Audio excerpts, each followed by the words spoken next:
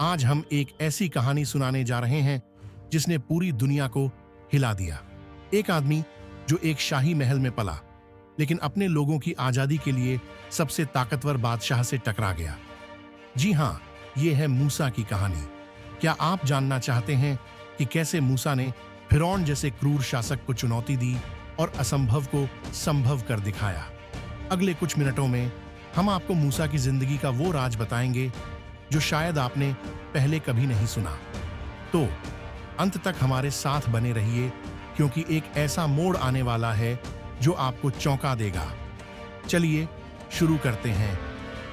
कहानी शुरू होती है मिस्र में, जहां फिरौन का राज था।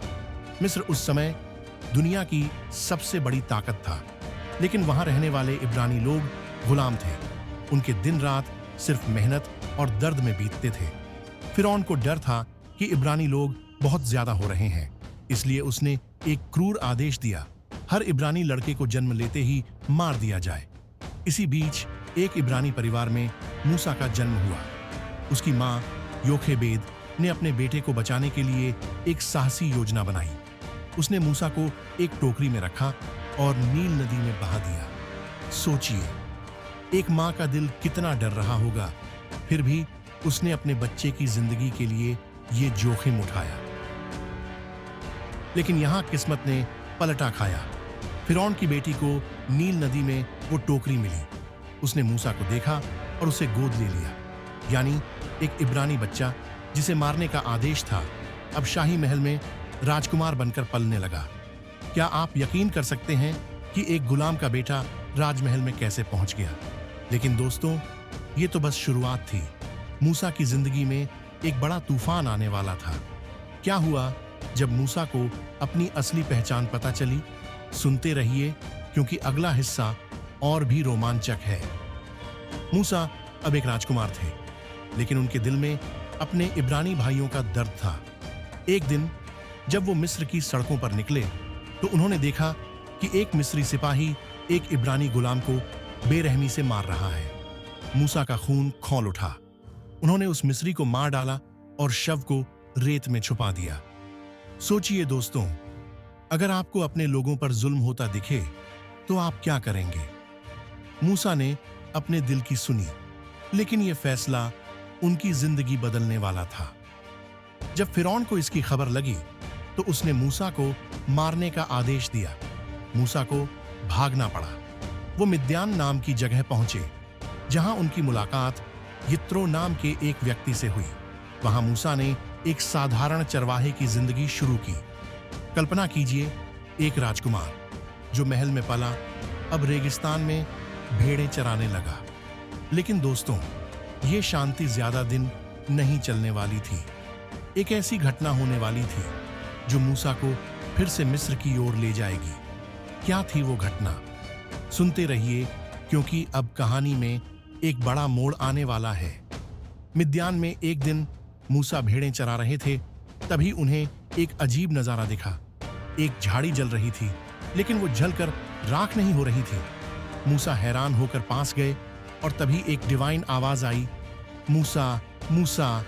ये ईश्वर की आवाज थी। ईश्वर ने मूसा को बताया कि वो अपने इब्रानी लोगों को गुलामी से आजाद करवाना चाहते हैं, और इसके लिए उन्होंने मूसा को चुना है। मूसा डर गए। उन्होंने कहा, मैं तो सिर्फ एक चरवाहा हूं, फिरौन जैसे बादशाह से कैसे टकराऊंगा? दोस्तों, आपने कभी ऐसा महसूस किया है कि कोई काम आपके लिए बहुत बड़ा है?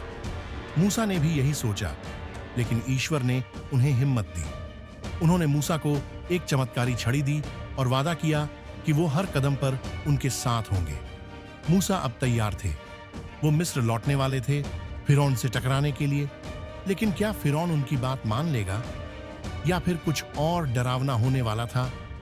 अगला हिस्सा सुनने के लिए बने रहिए, क्योंकि अब कहानी और भी रोमांचक होने वाली है। मूसा अपने भाई हारून के साथ मिस्र लौटे और फिरौन के सामने खड़े होकर बोले, ईश्वर ने कहा है, मेरे लोगों को आजाद करो। लेकिन फिरौन ने हंसते हुए जवाब दिया, तुम्हारा ईश्वर कौन है? मैं इब्रानियों को नहीं छोड़ूंगा। सोचिए दोस्तों, एक चरवाहा दुनिया के सबसे ताकतवर बादशाह को चुनौती दे रहा है। कितना साहस चाहिए होगा। फिर शुरू हुआ ईश्वर का गुस्सा। मिस्र पर 10 भयानक विपदाएं आईं। नील नदी खून में बदल गई। टिड्डियों ने फसलें बर्बाद कर दी। अंधेरा इतना गहरा था कि लोग अपने घरों से बाहर नहीं निकल सके। फिरौन हर बार जिद करता रहा, लेकिन हर विपदा के साथ उसका घमंड टूटता गया। आप बताइए, अगर आप फिरौन होते तो कब तक डटे रहते? इन विपदाओं में से कौन सी आपको सबसे ज्यादा डराती? लेकिन दोस्तों, एक आखिरी विपदा बाकी थी जो मिस्र को हमेशा के लिए बदल देगी। क्या थी वो विपदा, और क्या मूसा अपने लोगों को आजाद कर पाएंगे? सुनते रहिए, क्योंकि अब कहानी अपने चरम पर पहुंचने वाली है। आखिरी विपदा थी फसह। ईश्वर ने मूसा को बताया कि हर इब्रानी परिवार को एक मेमने की बलि देनी होगी और उसका खून अपने दरवाजों पर लगाना होगा। उस रात मिस्र में हर पहलौठे की मौत हुई, लेकिन इब्रानी घर सुरक्षित रहे। फिरौन का दिल टूट गया और उसने आखिरकार इब्रानियों को जाने की इजाजत दे दी। कल्पना कीजिए, लाखों इब्रानी जो सालों से गुलाम थे अब आजादी की ओर बढ़ रहे थे। लेकिन फिरौन ने फिर धोखा दिया। उसने अपनी सेना भेजी इब्रानियों को पकड़ने के लिए। मूसा और उनके लोग लाल सागर के किनारे फंस गए। आगे सागर, पीछे फिरौन की सेना। मूसा ने अपनी छड़ी उठाई और लाल सागर 2 हिस्सों में बंट गया। इब्रानी लोग सूखी जमीन पर चलकर पार हो गए। लेकिन जब मिस्री सेना ने पीछा किया तो सागर फिर से बंद हो गया और पूरी सेना डूब गई। दोस्तों, सोचिए, वो पल कैसा रहा होगा जब मूसा और उनके लोग आजादी की सैर कर रहे थे। लेकिन यहाँ एक राज्य है जिसे शायद आप नहीं जानते। मूसा को अपनी आवाज पर भरोसा नहीं था, फिर भी ईश्वर ने उन्हें चुना। यही था वो चौंकाने वाला मोड़। तो दोस्तों, ये थी मूसा की कहानी। एक ऐसा इंसान जिसने हिम्मत और विश्वास से असंभव को संभव कर दिखाया।